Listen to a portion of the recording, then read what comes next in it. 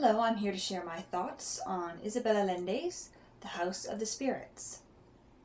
This is a Chilean novel set in the 20th century.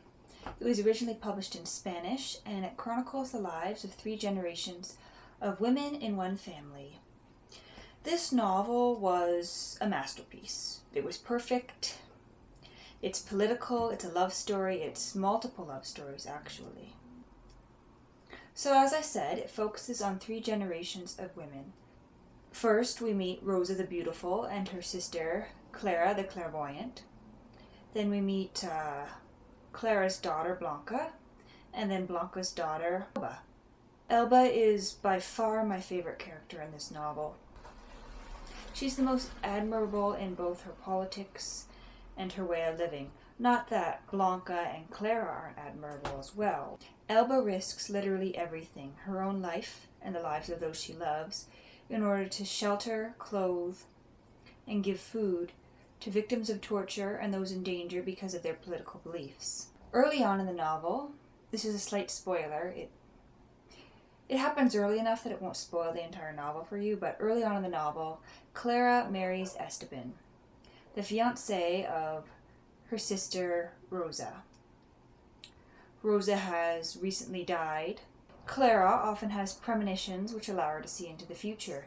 She sees things like earthquakes, deaths that will occur, and she knows who she will marry before he even proposes.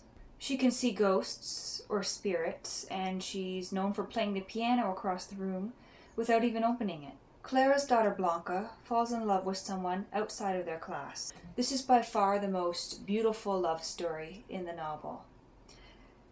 Blanca and Pedro meet as children.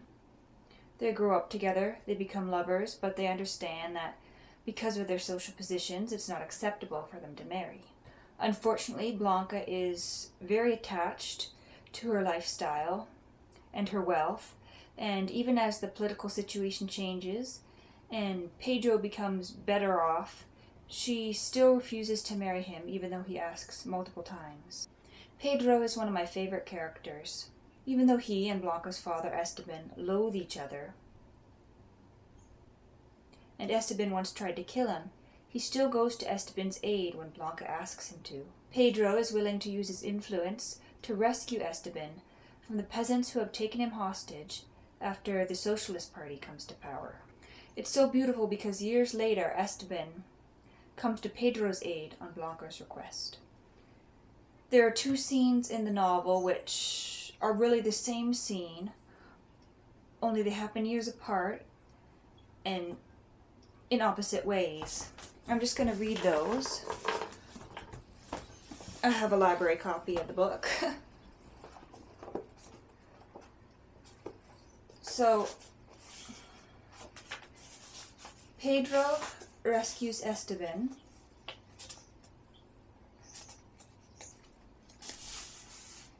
At first, he had difficulty in recognizing Pedro, but when he saw that he was missing 3 of the fingers on his right hand, he understood that this was the end of the nightmare in which he was immersed.